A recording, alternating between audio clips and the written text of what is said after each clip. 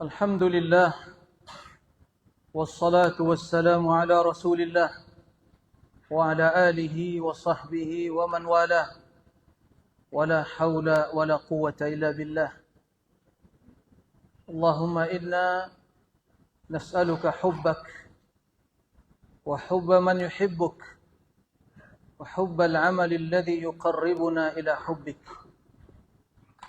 Allahumma 'allimna ma yanfa'una wanfa'na bima 'allamtana wa zidna ilma. Wa ba'd. Kaum muslimin dan muslimat, para ikhwah wal akhawat yang semoga senantiasa dirahmati oleh Allah Azza wa Jal, yang semoga senantiasa mendapatkan kemudahan, pertolongan, taufik, bimbingan dan petunjuk dari Allah Azza wa Jal, sehingga sisa-sisa umur yang masih Allah berikan kepada kita semua di awal tahun 2024 ini semakin penuh dengan keberkahan, semakin lebih baik, sehingga kita termasuk ke dalam orang-orang yang mendapatkan janji Rasulullah sallallahu alaihi wasallam, kabar gembira dari Rasulullah sallallahu alaihi wasallam, khairun nas man tala umruhu wa hasuna amaluh. Manusia yang terbaik adalah seorang yang panjang umurnya dan semakin baik amalannya. Kebaikan seseorang tidak tergantung pada panjang umurnya, akan tapi kebaikan yang menyertai umur tersebut. Di antara bukti atau di antara indikator bahwa Allah Subhanahu wa taala menginginkan kebaikan bagi seorang hamba, dimudahkan oleh Allah langkah kakinya untuk datang ke majlis-majlis ilmu.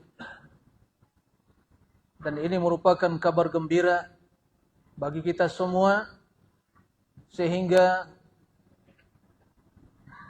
dalam kondisi hiruk pikuknya manusia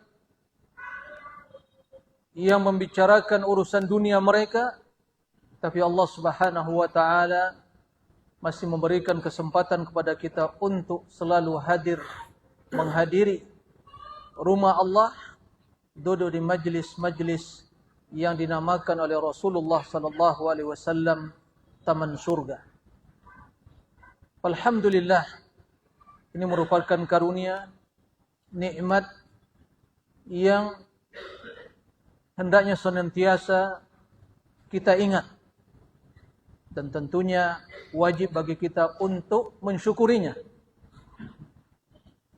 sehingga dengan demikian nikmat selalu ditambahkan oleh Allah kepada kita semua. Untuk menjadi bahan renungan kita di awal pertemuan ini, bahwa sesungguhnya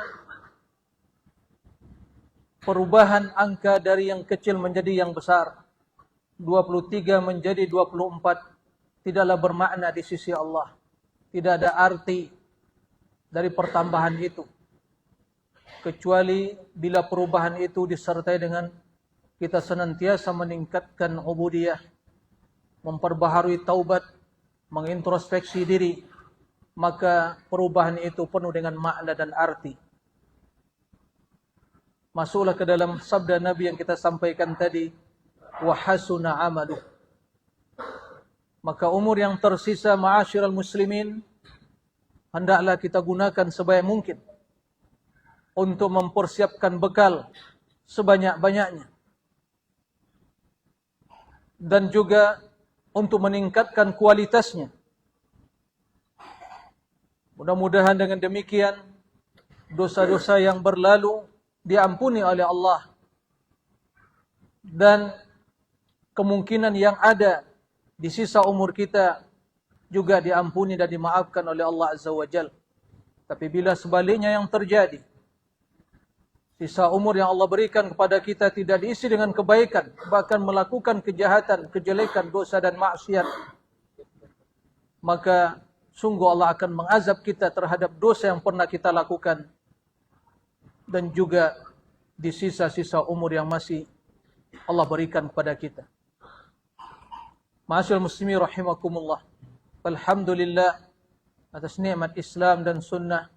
Semoga Allah menjadikan kita orang-orang yang istiqamah di atas Islam dan sunnah, serta mewafatkan kita di atas keimanan, tauhid dan sunnah.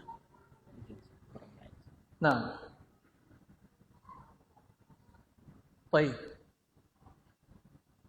Salat dan salam mari kita perbanyak ucapkan untuk Nabi yang mulia Nabi Muhammad sallallahu alaihi wasallam sebagai uswah dan qudwah kita di dalam melaksanakan ajaran Islam ini.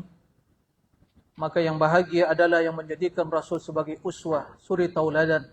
Yang celaka, binasa, yang sengsara adalah yang menyelisihi jalan kehidupan Rasul sallallahu alaihi wasallam. Na'udzubillah min dzalik. Ma'asyiral muslimin rahimakumullah. Pada kesempatan yang mulia ini, mari sejenak kita hidup dalam nuansa akhirat.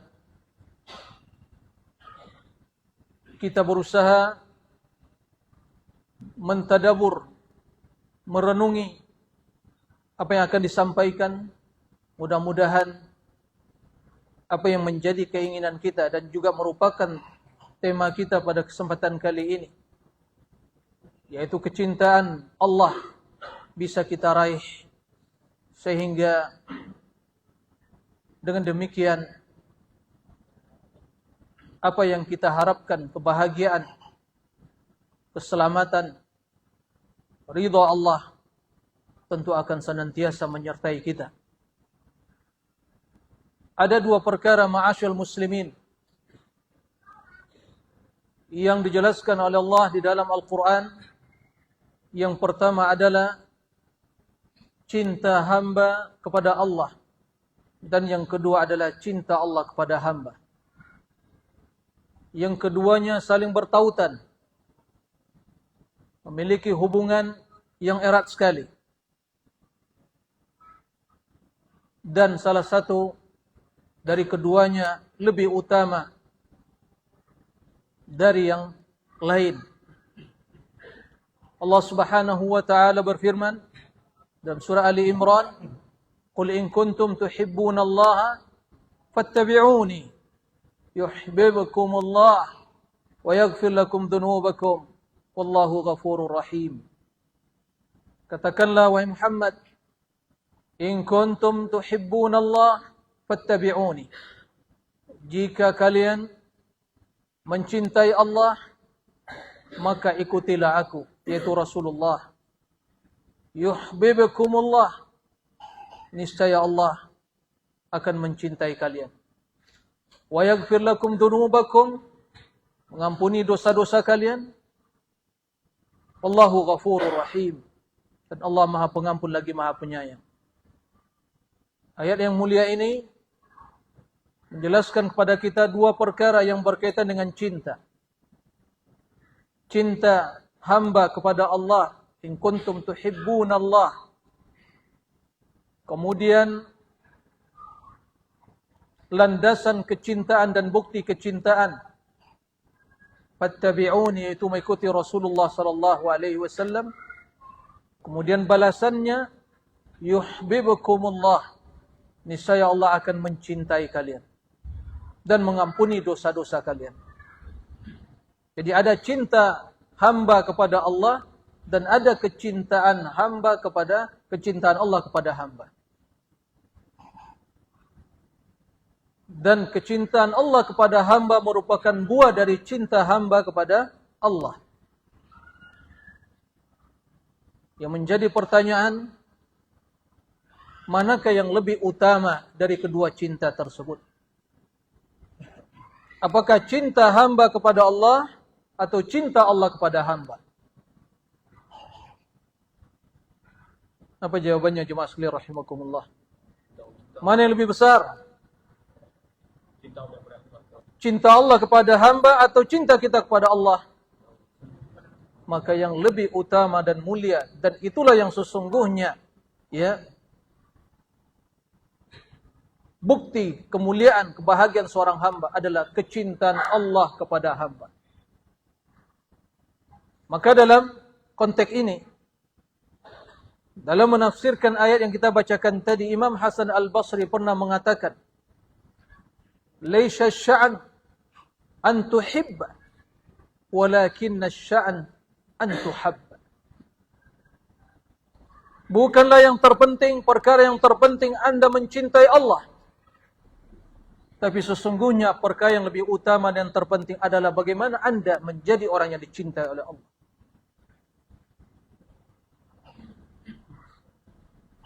Karena kecintaan seseorang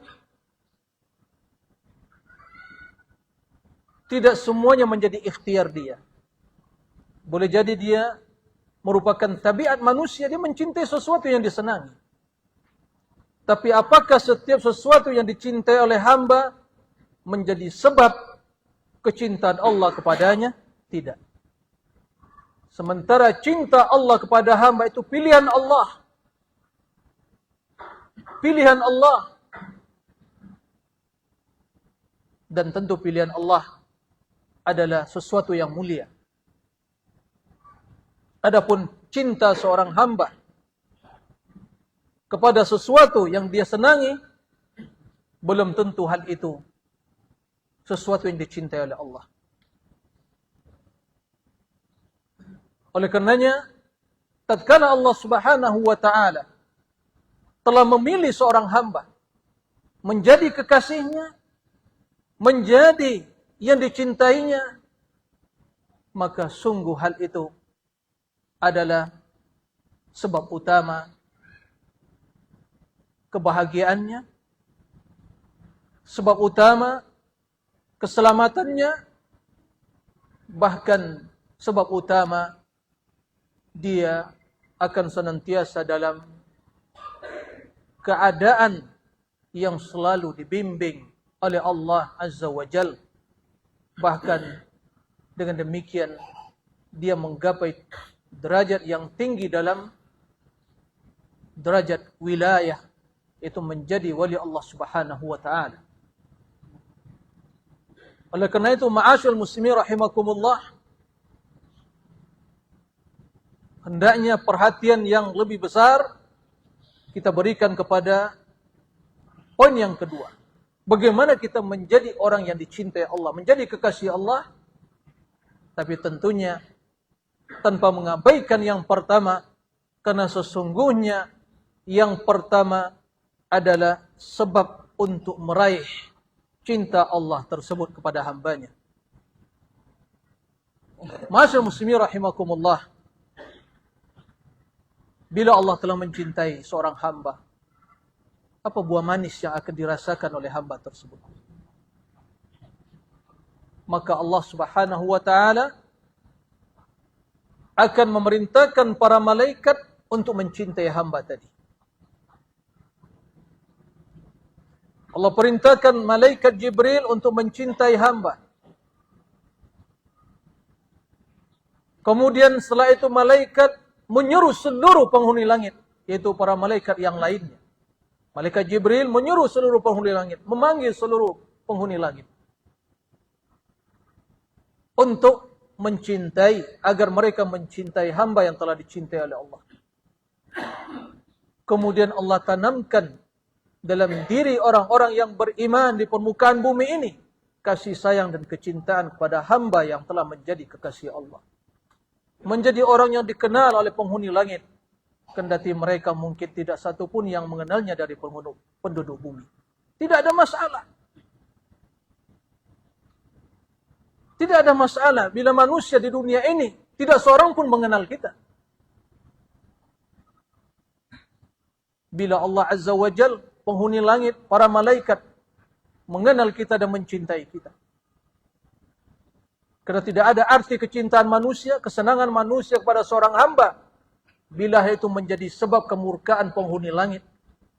Dan terlebih lagi kemurkaan Rabb yang menciptakan seluruh alam semesta ini.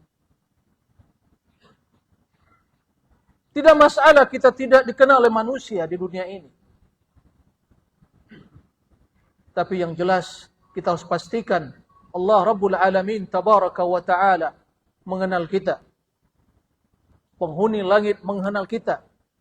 Dan orang-orang yang beriman mencintai dan menyayangi kita. Ma'asyal muslimin rahimakumullah. Dalam sebuah hadis Nabi alaihi salatu wassalam bersabda, Inna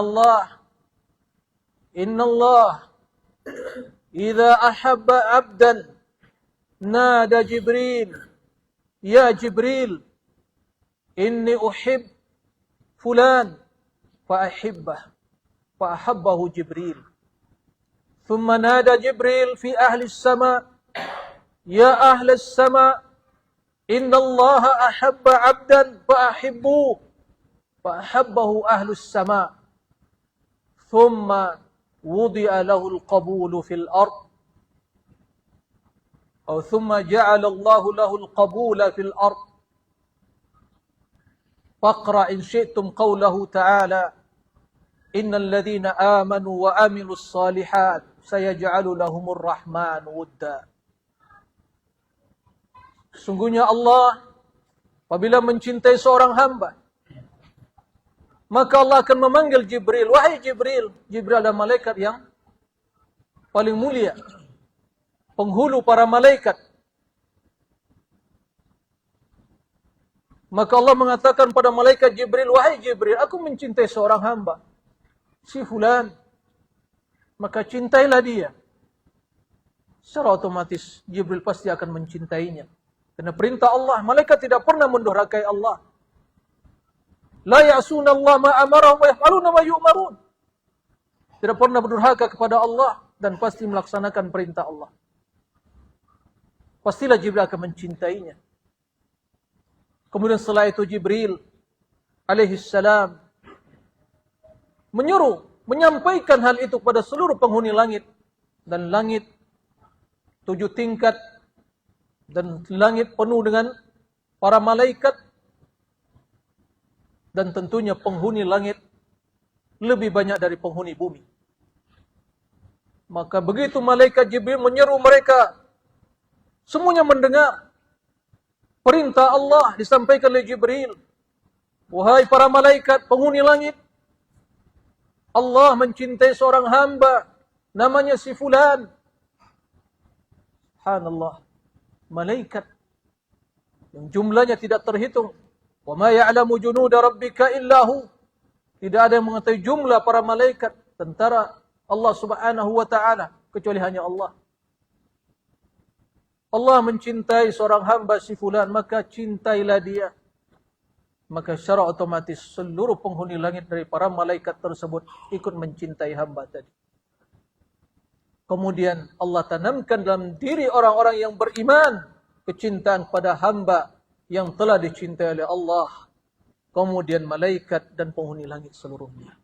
Itulah makna firman Allah, sesungguhnya orang-orang yang beriman dan beramal soleh, maka Allah Subhanahu wa ta'ala akan berikan kepadanya kasih sayang atau kecintaan, yaitu kasih sayang yang Allah tanamkan di dalam diri orang-orang yang beriman kepada hamba yang telah dicintai oleh Allah dengan keimanan dan amal solehnya. Subhanallah. Ma'a'azama min ni'mah. Sungguh begitu besar nikmat yang Allah berikan pada orang-orang yang beriman dan beramal soleh. Bila Allah Subhanahu wa ta'ala telah mencintai seorang hamba, maka Allah akan selalu membimbing hamba tersebut. Dia selamat dari terjerumus ke dalam kejahatan dan kesesatan. Dibimbing oleh Allah. Penglihatannya, pendengarannya, tangannya, kakinya. Dikabulkan doanya. Allah jaga dia. Dan berbagai taufik Allah berikan kepadanya. Dalam hadis wali, Allah Subhanahu wa ta'ala menjelaskan, sebagaimana diriwayatkan oleh Nabi SAW, Inna Allah qala, Man 'adali waliyan faqad adhantuhu bil harb Barang siapa yang memusuhi waliku. Siapa wali Allah? Ahlul iman wa taqwa. Ala inna awliya Allah la khawfun alaihim wa lahum yahzanun. Alladzina amanu wa kanu yattaqun. Para wali Allah, orang yang beriman. Tidak ada kekhawatiran dan kesedihan bagi mereka. Mereka ahlul iman. Alladzina amanu wa kanu yattaqun. Allahu waliyul ladzina amanu. Jadi Allah wali orang beriman. Maka wali Allah orang beriman dan bertakwa. Barang siapa yang memusuhi wali Allah, maka Allah Subhanahu wa ta'ala telah mengumumkan, memproklamirkan untuk memeranginya. Kemudian apa kata Allah Subhanahu wa ta'ala? Man adali waliyan faqad adantuhu bil haqq wa la yazalu 'abdi yataqarrab wa ma taqarraba ilayya 'abdi bi syai'in ahabba ilayya mimma aftaradtuhu alayhi. ولا يزال العبد يتقرب إلي ولا يزال عبدي يتقرب إلي بالنوافل حتى أحبه فإذا أحببته كنت سمعه الذي يسمع به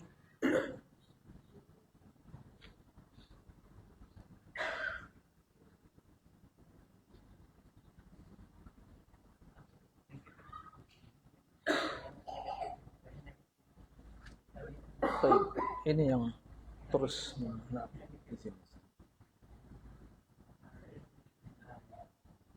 Baik.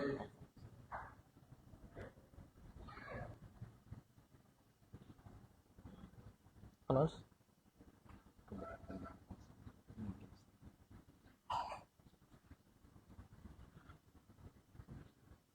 Kita lanjutkan. Qala Allah Azza wa Jalla وَلَا يَزَالُ عَبْدِي يَتَقَرَّبُ إِلَيَّ بِالنَّوَافِلِ حَتَّى أُحِبَّهُ.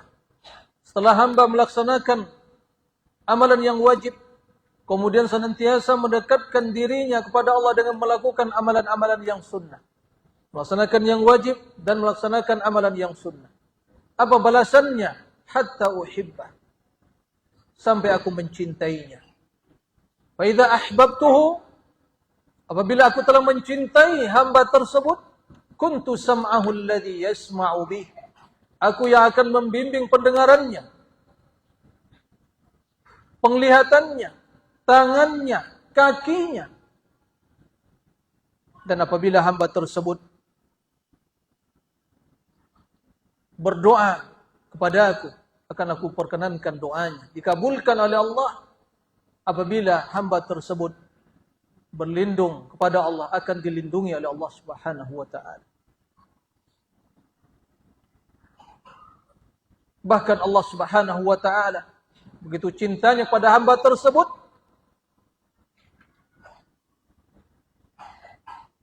sungguh sangat sayang pada hambanya tatkala kematian datang menjemputnya. Ma'asyal muslimin rahimakumullah.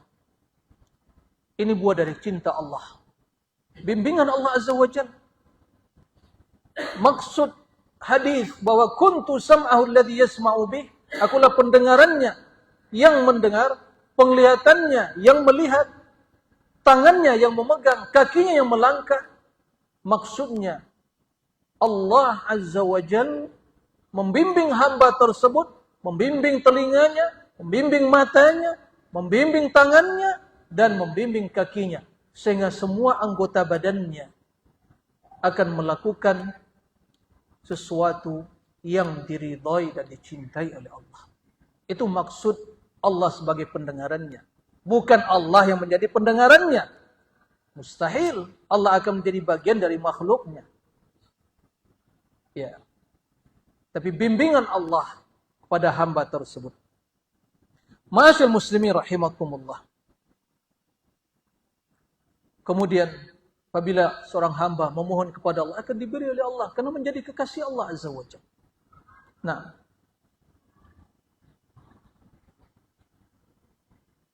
bahkan dalam hadis tersebut, tidaklah aku ragu-ragu tentang sesuatu, kata Allah, apa yang akan aku lakukan, ya, seperti keraguanku dalam mencabut roh hambaku yang beriman.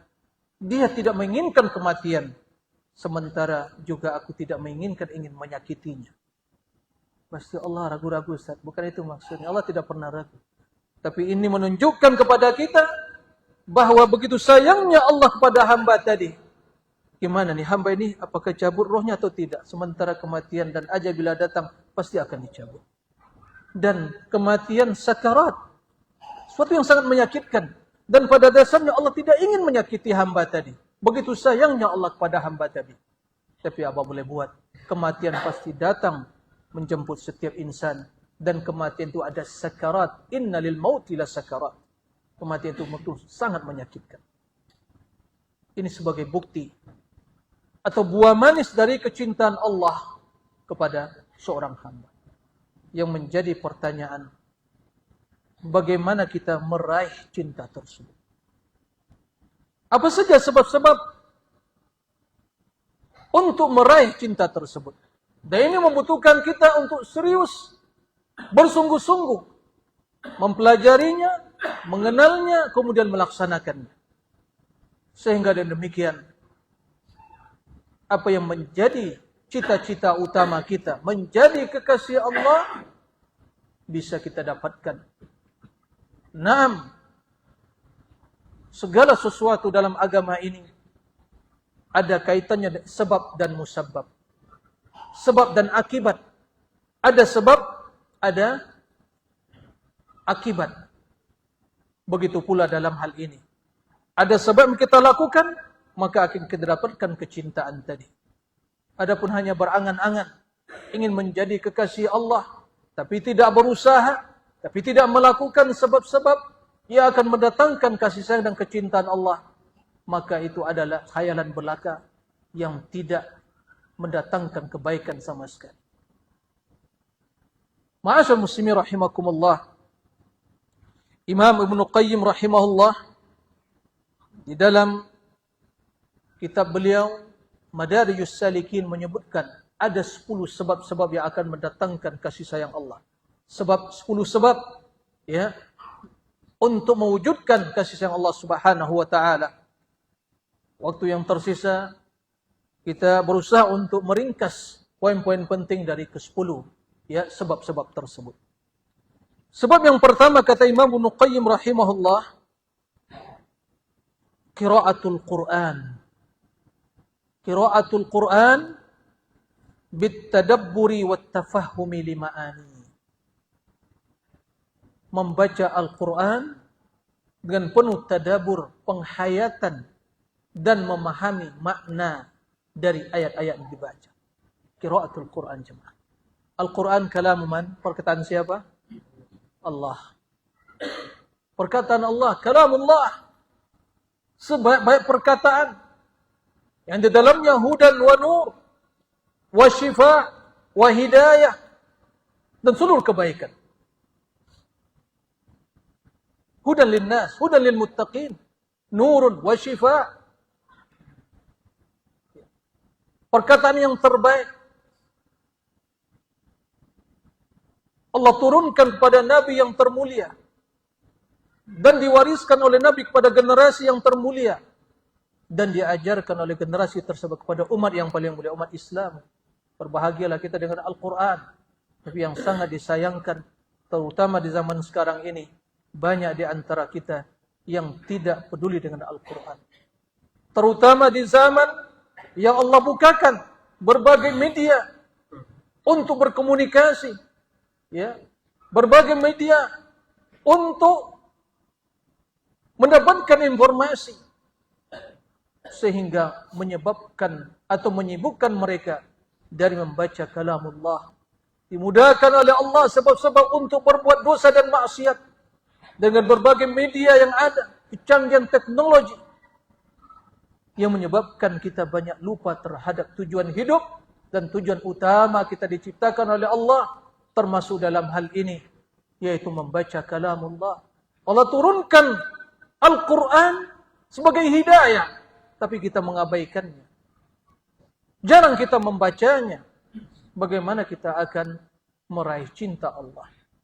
Allah tentu mencintai kalamu, perkataannya, maka diturunkan oleh Allah. Maka barang siapa yang ingin meraih cinta Allah, maka hendaklah dia memperhatikan Al-Quran, membacanya, memahaminya, merenunginya, melaksanakan perintah-perintahnya dan meninggalkan larangan-larangannya. Itulah makna qiraatul Quran. Bukan sekadar membaca huruf-hurufnya. Allah turunkan Al-Quran untuk direnungi, dihayati, ditadaburi. Penuh dengan keberkahan. Qala Allah Ta'ala, kitabun anzalnahu ilaika mubarakun liyadabbaru ayati waliyatadhakkara ulul albab. Kata Allah Subhanahu wa Ta'ala yang artinya, kitab yang kami turunkan kepadamu wahai Muhammad penuh dengan keberkahan, penuh dengan kebaikan, agar mereka mentadabur, memahami, merenungi ayat-ayatnya, dan agar orang-orang yang memiliki akal yang sehat bisa mengambil pelajaran dari Al-Quran tersebut. Al-Quran diturunkan bukan menjadi perhiasan di almari kita, di rumah kita. Al-Quran bukan menjadi hiasan dinding kita, tapi Al-Quran menjadi giza, suplemen hati dan jiwa kita, gizi hati kita yang harus kita baca setiap saat dan setiap waktu. Tanpa Al-Quran, hidup kita akan celaka. Bila berpaling dari Al-Quran, sengsara dunia akhirat, bagaimana akan meraih kasih sayang Allah Subhanahu wa Ta'ala? Wa man a'rada 'an dzikri fa inna lahu 'aishatan dhanka wa nahsyuruhu yaumal qiyamati a'ma. Barang siapa yang berpaling dari peringatanku, dan Al-Quran penuh dengan peringatan Allah, zikrullah, maka dia akan mendapatkan kehidupan yang sempit dan dibangkitkan di akhirat dalam keadaan buta. Jangan sampai kita termasuk ke dalam orang-orang yang Rasulullah SAW adukan kepada Allah. Rasulullah mengadu kepada Allah, menyampaikan kondisi sebagian umatnya. Wa qala ar-rasul, ya Rabbi inna qaumi ittakhadhu hadzal Qur'ana mahjura. Dan Rasul berkata, wahai Tuhanku, Rabbku, sesungguhnya kaumku menjadikan Al-Quran suatu yang mahjurah, ditinggalkan, tidak dibaca, tidak pernah dibuka, tidak pernah dihayati, direnungi. Begitu banyak habis waktu-waktu kita di zaman sekarang ini untuk hal-hal yang tidak berguna. Terutama tatkala kita berselancar di dunia maya dengan berbagai media yang dimudahkan, sungguh efeknya sangat dahsyat sekali. Akibatnya luar biasa. Yang telah banyak menghabiskan waktu kita, membuat kita lalai dan terlena dengan berbagai kemudahan-kemudahan tersebut, sehingga membuat kita jarang membaca Al-Quran. Dan ini tentunya penyebab utama hati kita semakin jauh dari Allah, dan penyebab hati kita semakin keras, dan juga menyebabkan hati kita sakit karena jauh dari Al-Quranul Karim. Maka barang siapa yang ingin meraih cinta Allah, maka bacalah perkataannya, bacalah Al-Quran dengan penuh penghayatan, penuh dengan tadabur, penuh dengan dan mengamalkan isi kandungannya. 24 jam sehari semalam. Masa tidak bisa kita membaca 1 lembar, 2 lembar dari Al-Quran? Sementara berjam-jam terkadang kita membuka gadget kita, HP kita, membuka status-status kita, mengganti status-status kita, membaca berbagai informasi yang sampai kepada kita dengan berbagai media sosial yang ada sekarang. Subhanallah. Nah, kemudian kita mengatakan, inni uhibbullah, aku cinta kepada Allah. Sesungguhnya orang yang cinta kepada Allah, orang yang mencintai perkataannya, dan selalu rindu untuk mendengar dan membaca untayan-untayan nasihat dari yang dicintainya. Ini yang pertama, ma'asyil muslimin, yaitu qiraatul Quran. Yang kedua, untuk meraih cinta Allah Subhanahu wa taala, bersungguh-sungguh melakukan kewajiban-kewajiban agama, kemudian diiringi dengan menambah dengan amalan-amalan yang sunnah. Yang wajib ini yang utama. Jangan kebalik. Bersungguh-sungguh melakukan amal sunnah, tapi ternyata yang wajib ditinggalkan. Salat tahajud, Masya Allah, 11 rakaat. Kemudian begitu, salat subuh kebablasan tidur, baru bangun setelah terbit matahari. Ini orang yang tertipu. Salat tahajud tidak wajib, tapi salat subuh wajib. Jangan kebalik. Nah, jadi amalan yang wajib, yang diutamakan, diperbaiki, dilengkapkan, disempurnakan. Setelah itu, ditambah dengan amalan-amalan yang sunnah. Sebagai pelengkap kekurangan atau kecacatan yang mungkin terjadi di amalan-amalan yang wajib tadi. Maka demikian, balasannya apa? Cinta Allah. Sebagaimana dalam hadis wali yang kita bacakan tadi, Naam, wala yazalu abdi yataqarrabu ilayya bin nawafil. Wa ma taqarraba ilayya abdi bi syai'in ahabba ilayya mimma aftaradtuhu alaihi. Tidak ada satu amalan yang dilakukan oleh seorang hamba dalam rangka mendekatkan dirinya kepadaku yang lebih aku cintai, kata Allah, daripada melaksanakan yang aku perintahkan, yang aku wajibkan. Ini yang pertama, yang wajib. Salat 5 waktu yang wajib, itu yang paling diutamakan. Kemudian ditambah dengan amalan-amalan yang sunnah. Maka ada rawatib qabliyah dan ba'diyah. Ada salat duhanya. Ada salat witirnya, salat tahajudnya. Tapi yang paling pertama yang harus diperhatikan, salat wajibnya. Datang ke masjid bersama kaum muslimin di awal waktu. Diperhatikan, datang ke masjid untuk melaksanakan salat penuh dengan kecintaan terhadap salat tadi. Bukan hanya sekadar ingin menggugurkan kewajiban. Udah sholat, udah. Tapi tidak tahu apa yang dibaca. Apa yang diucapkan. Bukan itu maksudnya. Datang ke sholat betul-betul dengan kecintaan. Sehingga begitu selesai sholat, dia merindukan untuk datang sholat yang selanjutnya. Menunggu untuk datang yang selanjutnya. Hatinya terpaut di masjid untuk beribadah. Nah. Wala yazalu abdi yataqarrabu ilayya bin nawafil, senantiasa hambaku melaksanakan amalan-amalan yang sunnah, setelah melaksanakan yang wajib, maka uhibbu hatta ahbabtu, sampai aku mencintainya. Ini hadis yang kita bacakan tadi, ya, memberikan satu kesimpulan kepada kita bahwa di antara sebab untuk meraih kecintaan Allah adalah memperbanyak amalan-amalan sunnah setelah melaksanakan amalan-amalan yang wajib. Ma'asyiral muslimin rahimakumullah. Yang selanjutnya, poin yang ketiga untuk meraih cinta Allah, memperbanyak zikir kepada Allah. Banyak berzikir kepada Allah Azza wa Jalla. Dan itu juga sebagai bukti cinta hamba kepada Allah. Karena seorang yang mencintai sesuatu, dia akan banyak menyebutnya dan mengingatnya. Maka bila kita cinta kepada Allah, maka pastilah hamba tadi banyak mengingat Allah, menyebut Allah, mengagungkan Allah. Dan keagungan-keagungan yang terkandung di dalam nama-nama dan sifat-sifat. Mengisi waktu-waktunya dengan berzikir. Baik berzikir secara mutlak, kapan dan di mana saja, di tempat yang diperbolehkan, atau zikir yang muqayyad, yang terbatas dan tertentu dengan waktu, atau terbatas dan jumlah yang tertentu. Setelah solat misalnya. Atau zikir di pagi hari dan di petang hari. Ini harus kita biasakan. Lisan kita untuk mengucapkan hal itu. Karena ini amalan rutinitas harian kita. Amalul yaumi wa laylah.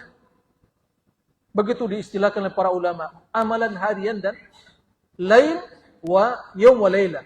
Harian dan malam. Itu rutinitas harian kita. Zikir. Tiada hari tanpa zikir. Karena itulah yang menjadi gizi yang memberikan kekuatan ke dalam batin kita. Yang akan menjadikan jiwa kita hidup bahagia. Adapun tanpa zikir, ya, hidup kita gelisah.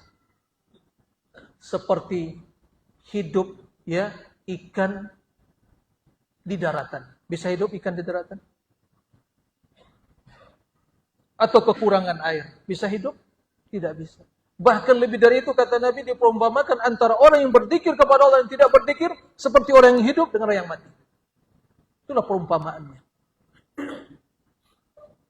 Allah menyebutkan dalam Al-Quran bahwa orang-orang beriman hati mereka menjadi tenang, tentram, bahagia dengan zikir.